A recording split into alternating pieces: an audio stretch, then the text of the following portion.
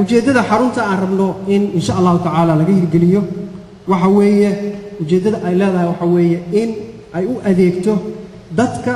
iyo ururada bulshada oo ka jira meesha waad ogtihiin kulligiin library-yada maanta roolka ay ciyaaraan waxa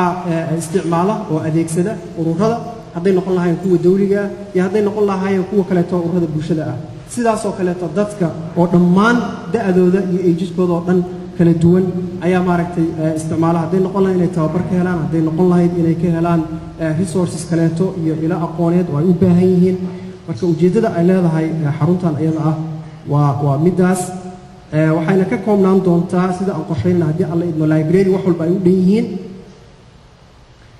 xarun xirfad barasho ama tababar xarun xagga tiknoolajiyadda ah iyo sidaas oo kaleeto hoolan lagu shiro oo dadku ay iskugu yimaadaan oo bulshada waxgaradkeeda iyo aqoon-yahankeeda ay iskugu yimaadaan oo ay afkaarta iyo aqoonta isku weydaarsadaan سعيد رياه وحبا يوصل على عين مكان أخي يا سيدي ديك خليلين قرحوا ما هذا الواقعي قدهم رئيس اللي قد جاي إصلاح قال مخلوقي حوله إصلاحين تكوس قدهم تاي هرت ما يسقولوا قتين من عيال ما أكتين تبت واحد مش هذا قف بعدنا وتقعنا سكدنا على شوكتا نقيا الله ما شاء يقولت يسقودي ده يسأركها مرضى باس الروحدا لدن كيسة جاتا تبع كاغا طولان شيشة أقول حقا لقمدي يا قومتو على بدن كسوة مري دغن كي يهدها ترى عبك الصباح هذه ديته ديك هذا هايسيو اللي بدأ استاشولو كان نقلت شوقا سوقان تدافع ترى لكن تاكم مقاشين نيكي دالي ويسا كما هو حق صنايا هل يخنو غدا يهو من هو غدا واغلا ألف لو كوردوي ألف لو كوردوي ألف لا جو ألف لو كوردوي ألف لو كوردوي دك بير الله يدحم بعد لو تودك وابساسه بدو سعيدو ودقاتي شيكده هديغين دربالده دوغنا ها خورين لعكنا كدين بسم الله الرحمن الرحيم السلام عليكم ورحمة الله وبركاته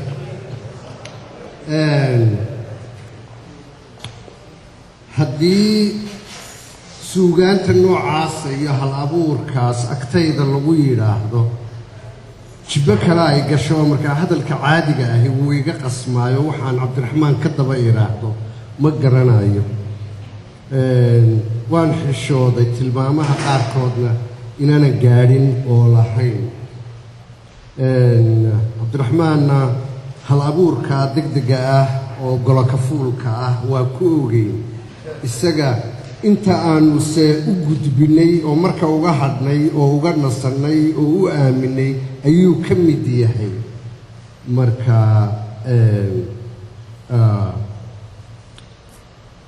waxba ka daba oran maayo suugaaneed laakiin dhammaystir buu yidhi saddexdeeda tuduc kan ugu horeeya waa dhaqan kan ugu dhaxayaana waa diin kan ugu dambeeyaana waa aqoon iyo waxbarasho waxa ugu dambeeya waynu maanta hadal haynaa waayaha adduunyada waxa lagu abbaaraa aragtidu ku naaxdaa ku abyamay kas iyo maan maxaygii aqoontiiyo iftiinkiiyo aqoonta ألف الكردوي ألف لوسروي ألف لا بدي ألف الكردوي ألف لوريب ألف لوسروي يا لوريب وألف لا بدي ولوريب وابي عهد قوبتن إنه شغلنا وحلقوا أبارة ركتوا كنا حدا إنه متشانه إنه وهاي تهاي markii ugu horeeyay oo ila sii tagayna Frank hadlay oo si gaaban ayaan Ibrahim oo xigay waxaanu ku ballanay inaan intii uu waqtiga ka qaatay in la aanu anaguna niraahno in loo hagar baxo oo in wada yeelo oo sidaan u sheegay maalgelinta dhaqaalaynta iyo waqtiga oo kan ugu badan wax la jidaysto la sadaqadaysto sadaqadu keliya maaha tan maadiga ah inay ku jiro waqtigaagu waxaad gelisaa sadaqad laxaad leh inaynu wada yeelo baan dadkana xusuusinaya waa mahadsantihiin waxaan gudagalaynaa insha allah barnaamijkan waa muddo inoo socon doona haddii alla idmo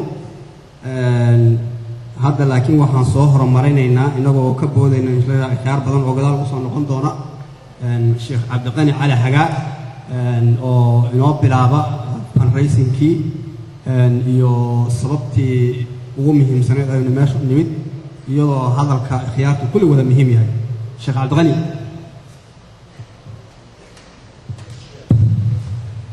بسم الله الرحمن الرحيم الحمد لله رب العالمين والعاقبة للمتقين ولا عدوان إلا على الظالمين وأشهد أن لا إله إلا الله وحده لا شريك له وأشهد أن محمدًا عبده ورسوله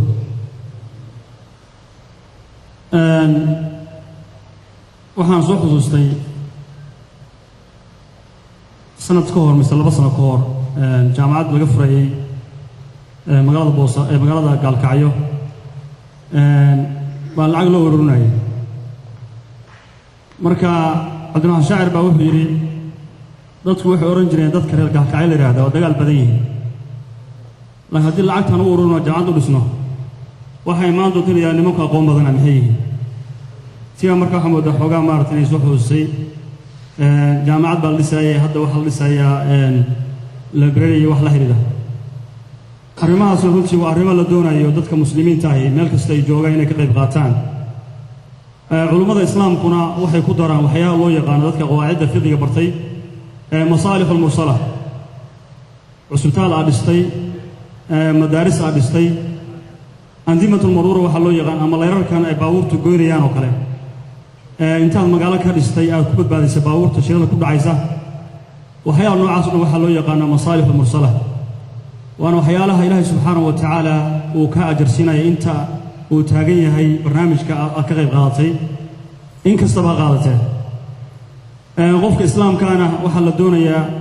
in ilaahay subxaanahu wa ta'ala meeshiisa xaqiisto oo Allah subxaanahu wa ta'ala wuxuu ku leeyahay wa anfiqu mimma razaqnakum min qabl an ya'ti ahadakum al-maut fayaqulu rabbi lawla akhartani ila ajalin qarib فأصدق وأكن من الصالحين آياتي الله سبحانه وتعالى وحو ليه وأنفقوا مما رزقناكم مركوه رئيس الله وكو أمر يا أمر بوحو كله وحبه كبعدنا وحو كله مما رزقناكم أنه وحو كسينا وحبه مالك مرك الله سبحانه وتعالى نسينا يوم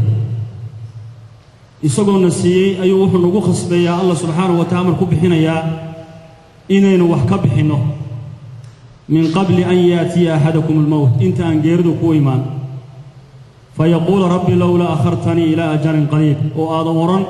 إله يودب إيدك وحي يردب إيدك نفت هذا هيك قادم فأصدق وأكن من الصالحين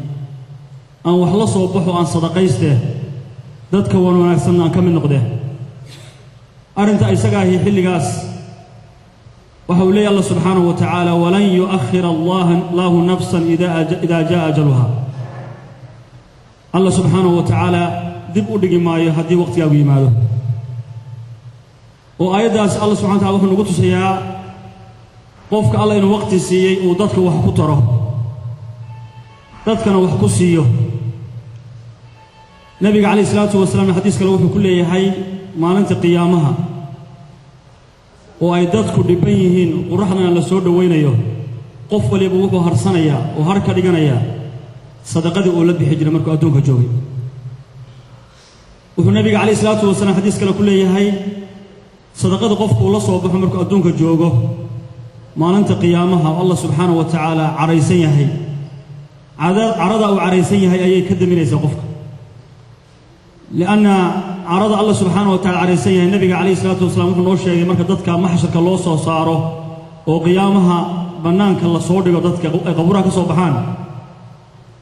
dadku waxay isku dayayaan in meesha laga kaxeeyo ama naar la geliyo ama cadaab la geliyo meesha dhibta ka jirta awgeed marka nabiga calayhi salaatu wasalaam wuxuu leeyahay dadku si ay u qalqaalo u helaan qof ilaahay subxaanahu wa tacaala ula hadla ayay nebi aadan u tegayaan markaasuu wuxuu leeyahay nebi aadan ina rabbii qad qadiba yowman qadibu allah subxaanahu wa tacaala maanta wuu caraysan yahay cara aanu weligii caraysan uu maanta caraysan yahay ومع ذلك وحلي صدقات الله بحدا وحي بورينيسا وقرينيسا إلهي سبحانه وتعالى عرديسا قفك الصدقين تورا بين لبحه كل يسته حنون سجهي أما قفك حنون سنة وفي النبي عليه الصلاة والسلام نوت ناميا إن الصدقات أصبح تريسه ووحي لي يا نبي ذاتك إذا كجر واحد كده ويسان صدقاء الله بحدا بالمناسبة إلهي سبحانه وتعالى ما أنت العقب نسي شقوي مذهب نسي أقوم نسي dadka haddaynu ka hadlayno oo Soomaaliya jooga Ilaahay subxaanahu wa ta'ala waxba uma waayin waxa laga yaabaa inay waxay ku qadayaan waayaan iska daa iskuul aadaan adigana iskuul baa aaday heer jaamacad baa gaartay caafimaadkaaga iyo waxaaga meel baa ku ogtahay dadka ayaga marka aan waxba haysan Ilaahay subxaanahu wa ta'ala kugu eegaya Ilaahay inay kala jeclaa laakiin adaa lagu oogaya waxa lagu siiyay inaan wax ka siiso dadka ayaga ninka la yiraahdo Ibrahim Aya waa aqoonyahan Soomaaliyeed waa oday Soomaaliyeed waa nin wax badan iyo raad badan aqoonta iyo waxbarashada ku leh waxaan u malaynayaa Minnesota in badan kamida waa naqaaseen ardayda iyo dadka iskuulada ku taxalluqa marka kelimadiisaan u baahanahay kula soo dhawaada waa maasantahay السلام عليكم horta waxa weeye odayaal muxuu ahaay gabayaa aftahana ayaa igu horreeyay kulley waxa ay reebeen waa iska yaryahay anigu horta su-aal baan isweydiiyo waxa weeyaan qofkii ka fikiray ama gruubkii ka fikiray arrinta tan library-ga ayay yihiin baan idhi marka waxaan maaragtay runtii isla gartay anigu oo aan isiri weyn noqonaysaa inuu yahay qof dalka ku yimiday isagoo weyn oo baahidii dadka aad u og baahidu way badan tahay se laakiin inuu qofku library ka fikiro aad iyo aad ba u adag tahay waa qof og baahidaasi inay jirto runtii dadka dhallinyarta ee yimiday lagama yaabo inay arrintaa aad maaragtay ay u og yihiin waxaan sidaa u leeyahay waxa weeye aniga waxoogaa cudur aan leeyahay aan ogahay in rag badan ay la qabaan oo Siciidiya ka mid yihiin cudurkaasi waxa weeye inaan buug tuuro oo aan maaragtay xataa haddaanan u baahnayn iska tuuro ma karo marka gurigayga hoostiisa waxa weeyaan qol baan sameeyay weyn oo library ah oo buug badan taalo halkii markii ay iga buuxsantay haddana sariirta ayaan hoostiisa gashay markaasaan gabadhii baan isku laynay xaaskii baa ku booxayeedahay muxuu ahaayey war waxaan iska daadi haddaan wixii aanad u baahnayn naga daadi iyo carruurtiiba anigina inaan daadsho waa kari lahay saciidna waan ogahay inuu cudurkaasi la qabo kulley intaan ka warqabo sababtuna waxa weeye dee baahidii waxaan cudurkan waxaan ka soo qaadnay waa Soomaaliya waxaana sababtu ahayd waa buug la'aan weeye abaarta lagu qabay xagga buugtu wax weyn bay ahayd run ahaantii qofkii dareensan baa og qofka library ka fikirana wuxuu og yahay dhibaatada tahay intay laagtahay waxaa jirtay dadkii weynaa ee aynu degenayn ee Soomaaliya la odhan jiray xamar waa magaalo madaxdii ahayd waxaan xasuusanahay oo aan garan karayaa laba library oo labaduba ajnabi ay sameeyeen oo ahaa midna muxuu ahaayey library-ga Mareykanku leeyahay oo safaaradda Mareykanku ay lahayd iyo mid British Council-ku ay lahaayeen oo ahaa muxuu ahaa safaaradda Ingiriisku ay leedahay ayaa library ahaan jiray markii u dambeysay ama maalmihii u dambeysay ayaa kacaankuna uu sameeyey markaa isna library kale oo markaa iska cusbaa oo waqtigii runtii la kala daadanayayba ku dhow marka baahi caynkaasa run ahaantii markaad arko wax buug shab ah oo meel laga gatana waxaan xasuusanahay iyadana horta library waxaan xasuusanahay isagana in maaragtay mar hargeysa laga sameeyey oo British Councilku uu sameeyey oo 63gii markaa ay markii la muxuu ahay xiriirkii la kala goostay oo NFD bixiyey ayaa kiina uu markaa la laabtay uu ka socday bookshelfna iyaduna aad bay yaraan mid aan waan garan karayaa hargeysa ka samaysnaa mar iyo xamarna runtii iyana ma xasuusanayo inta yani bookshelfs ahaa kulley inta waaweyna waxaan u malaynayaa arrintaa kulley waxa weeyaan dareenka wayla qabaan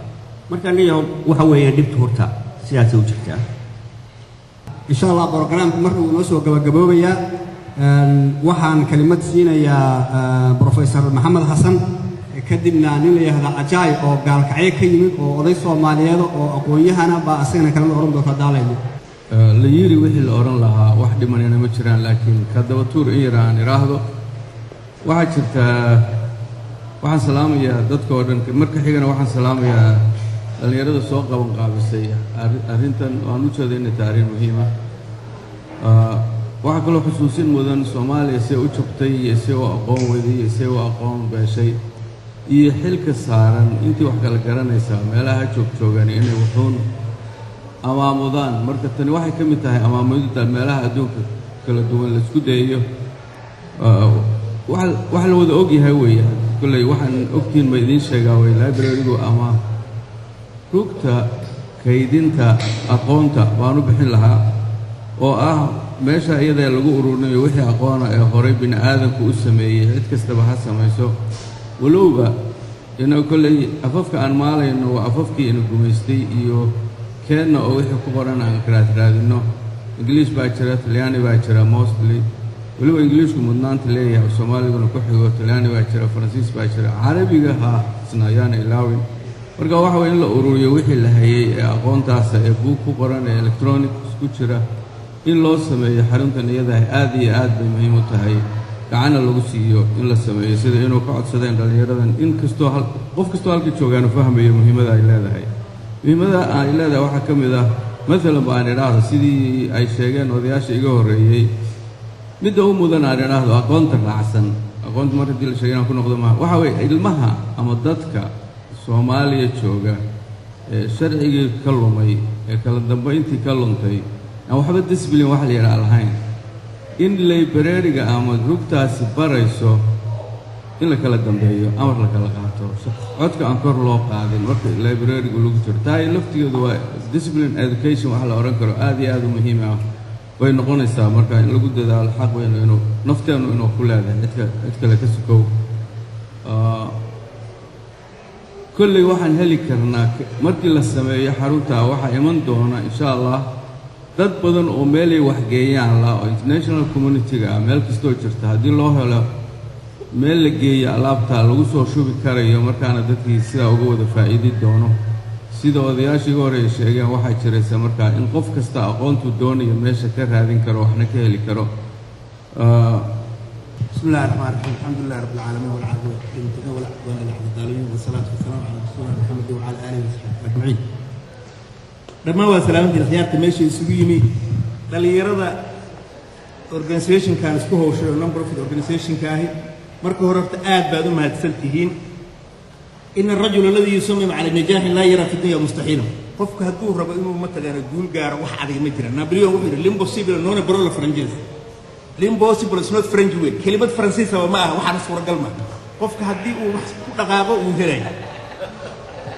حاجة اللي بيرجع.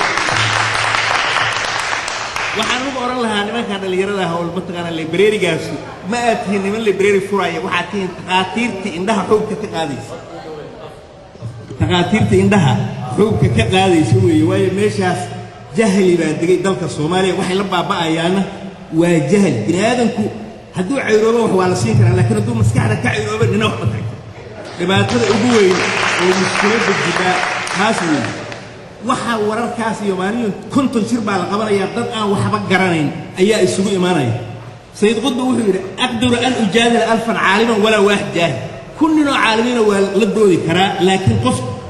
yani qof jaahil lama doodi karo wax ugu adag qof jaahil wax ka dhacsiintiisa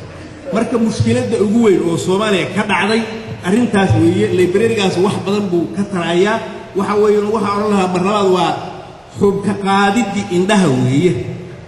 xubka qaadidii indhaha weeye nin la oran jiray Lenin wuxuu yiri beeskanigi niyad islaamiya niyad bees islaamiya niyad communist kutub la aan aqoon ma jiro aqoon la aan shuuciyada ma jiro isagu shuuciyadaas uga dal ilaahay wuxuu asawajal quraan kulay hal yastawi alladina ya'lamun walladina la ya'lamun nabi kasta wuxuu yiri a'uudu billahi ana kuna min al-jahilin ilaahu jaahil ha iga dhigin marka waa nur xurki iyo waxa weeye nafti meeshay ummadda Soomaaliyeed ka soo galeysay min la yiraahdo Ismaa Yuusuf Keenadiid oo aabihii af Soomaaliga dhawaaqyada ahaa oo la ankiray inuu waxaan ka qoray teesan ka qoray marka afka u dubnaan jiray marka waxaan ugu gunaanaday gabay yar in af Soomaaliga la qoray markuu dhinta aakhiran ugu tabiyay waxaan Ismaan oo afkaagi xiraa ee gawa furin af Soomaaliga waa la qoray lana aftaamay aqoonyahankii bay isugu tagay ee furat raac ardadayna waxa lagu habaa mid afkeeniya iskuulaadka sare waxay ku baran arrinta suugaan kulliyadana waxa lagu abiyaa idil cilmi afeed odayaasha laga soo farcamay noo abtirinayay aqoon-yahanada iyo buuriyada maase ku afmeeray waxa loo aqoonsaday wax garad uu sheekaydkeena marka